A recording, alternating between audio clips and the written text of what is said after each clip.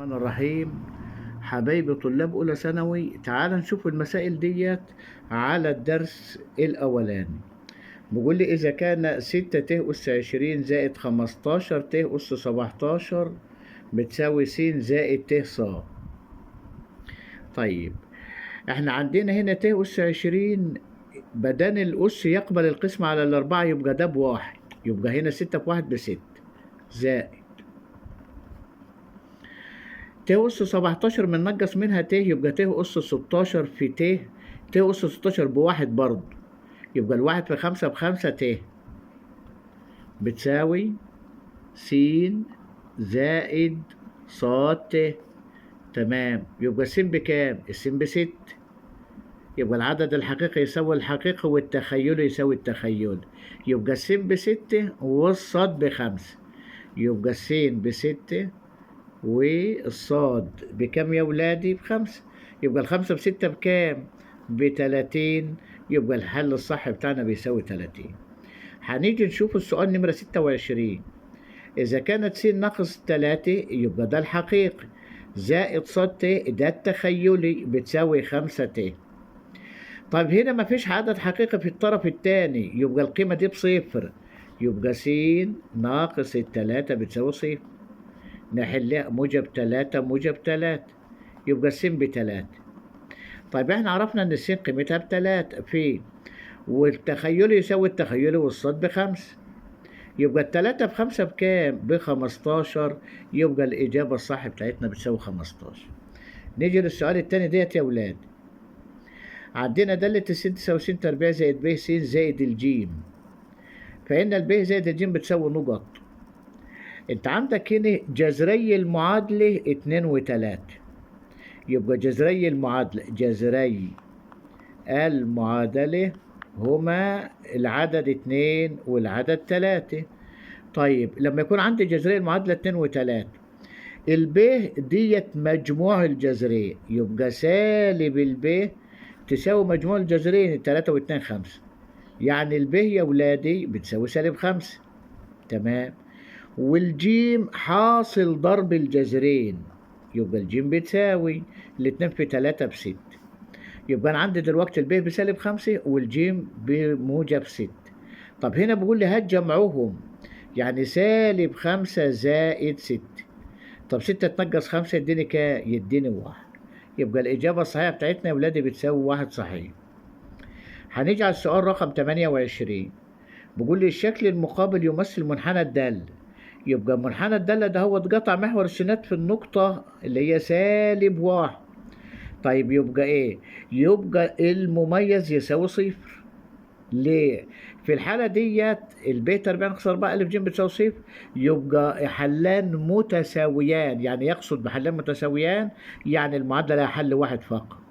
طب ما هو حل واحد اهو -1، يبقى الب تربيع ناقص 4 ألف ج دي قيمتها بكام يا ولاد؟ بصفر. طب صفر بدالة التلاتة، يبقى الصفر في أي عدد الناتج بيدينا صفر. هنيجي للسؤال اللي هو رقم 29.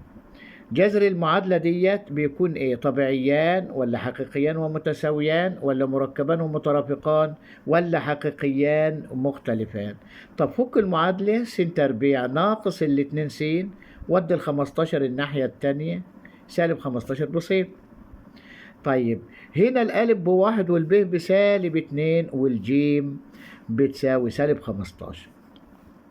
ألف بواحد، الب بسالب 2 والجيم بتساوي -15.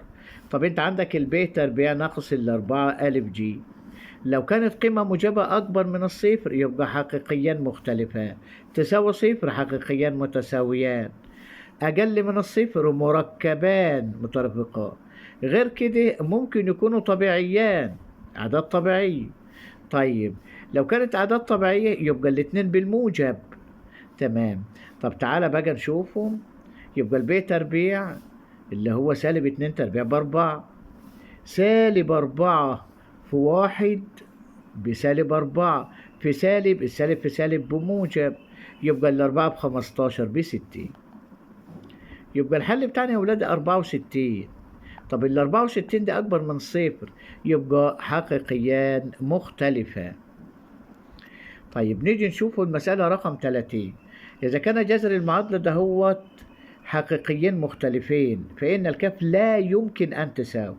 كلمة حقيقيين مختلفين يعني المميز أكبر من صفر، يبقى أدي 9 ناقص الأربعة في واحد بأربعة في كاف بأربعة كاف أكبر من صفر، يعني 9 أكبر من 4 كاف بالقسم على 4 في الطرفين، يعني الكاف أقل من 9/4.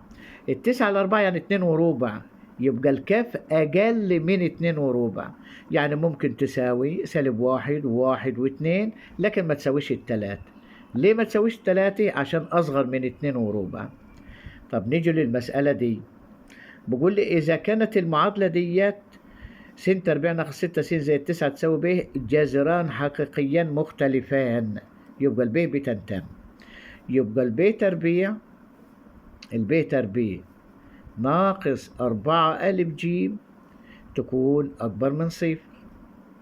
طب الب اللي هي -6 تربيع ب36 ناقص الأربعة في واحد بأربعة في افتح قوس، يبقى الجيم 9 ناقص ب أكبر من صفر. يبقى 36 ناقص 36 يروحوا مع بعض، يبقى 36 ناقص -4 ب9 ب36، -4 في سالب بموجب 4 ب أكبر من صفر.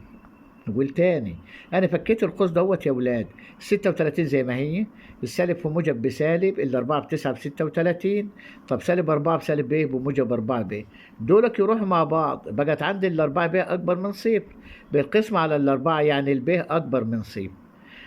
يعني مفتوحة صفر مفتوحة ما لا نهاية. يبقى الحل الصح بتاعنا نمرة كام؟ نمرة د.